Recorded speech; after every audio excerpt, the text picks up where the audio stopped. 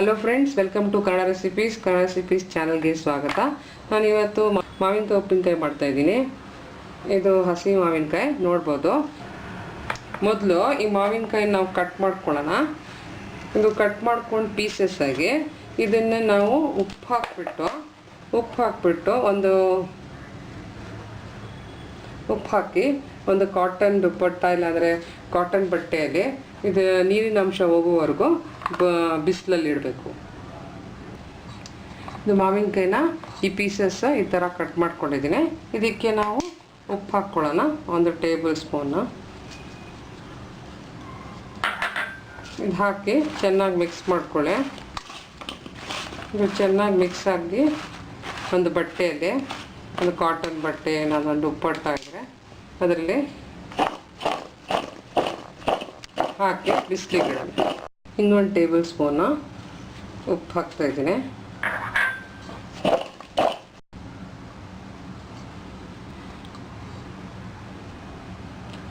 ಇದನ್ನು ಒಂದು ಕಾಟನ್ ಬಟ್ಟೆ ಇಲ್ಲಾಂದರೆ ಕಾಟನ್ ದುಪ್ಪಟ್ಟದಲ್ಲಿ ಇದನ್ನು ಹಾಕಿ ಇದು ಬಿಸಿಲಿಗೆ ಇಡೋಣ.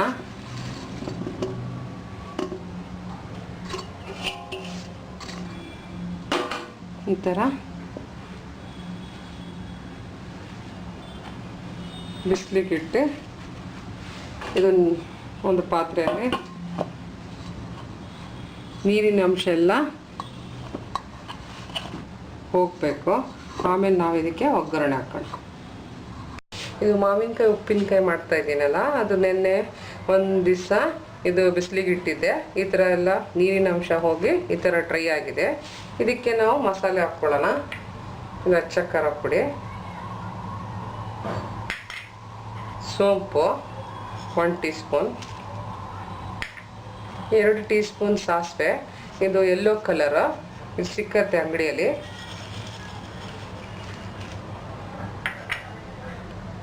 ಇದು ಅರ್ಧ ಟೀ ಸ್ಪೂನ್ ಅರಿಶಿನ,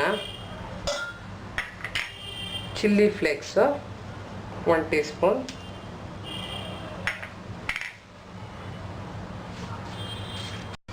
ಒನ್ ಟೇಬಲ್ ಸ್ಪೂನ್ ಉಪ್ಪು.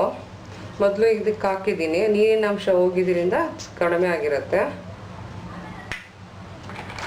ಮೆಂತ್ಯ ಪೌಡರು 1 ಟೀ ಸ್ಪೂನ್. ಚೆನ್ನಾಗಿ ಮಿಕ್ಸ್ ಮಾಡಿಕೊಳ್ಳಿ.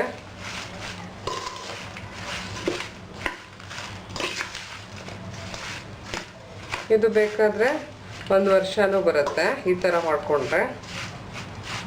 ಇದು ಒಂದು ದಿವಸ ಒಣಗಿದ್ರಿಂದ ನೀರಿನ ಅಂಶ ಹೋಗೋದ್ರಿಂದ ಚೆನ್ನಾಗೆ 1 ವರ್ಷ ಬರುತ್ತೆ.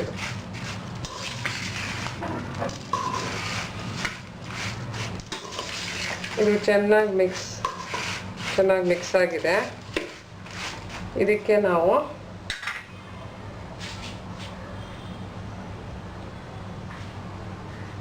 ನಾನು 1 ಕಪ್ ಆಯಿಲ್ ತೊಗೊಂಡಿದ್ದೀನಿ.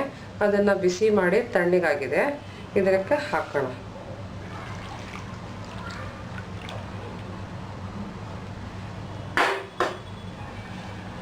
ಇದು ಮಾವಿನಕಾಯಿ ಉಪ್ಪಿನಕಾಯಿ ರೆಡಿಯಾಗಿದೆ.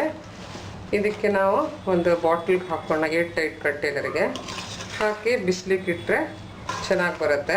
3-4 ದಿವಸ ಇಟ್ಟರೆ ತುಂಬ ಟೇಸ್ಟಿಯಾಗಿರುತ್ತೆ ಈ ಥರ ಮಾಡಿದ್ರೆ. ಮಾವಿನಕಾಯಿ ಉಪ್ಪಿನಕಾಯಿ ರೆಡಿಯಾಗಿದೆ. ಇದು ಜಾರ್ಗೆ ಹಾಕ್ಕೊಳ್ಳೋಣ. ನೀವು 4-5 ದಿವಸ ಬಿಸಿಲಲ್ಲಿಟ್ಟು ಇದು ಒಳಗಿಟ್ಟರೆ 1 ವರ್ಷ ಬರುತ್ತೆ. ತುಂಬ ಟೇಸ್ಟಿಯಾಗಿರುತ್ತೆ. ನೀವು ಟ್ರೈ ಮಾಡಿ ಫ್ರೆಂಡ್ಸ್. ಇದು ಒಂದು ಏರ್ ಕಂಟೈನರ್ ಜಾರ್ಗೆ ಹಾಕಿದ್ದೀನಿ. ನೋಡ್ಬೋದು ಎಷ್ಟು ಚೆನ್ನಾಗಿ ಕಲರ್ ಬಂದಿದೆ. ನೀವು ಟ್ರೈ ಮಾಡಿ ಫ್ರೆಂಡ್ಸ್. ವೀಕ್ಷಿಸಿ ಕನ್ನಡ ರೆಸಿಪೀಸ್. Thanks friends.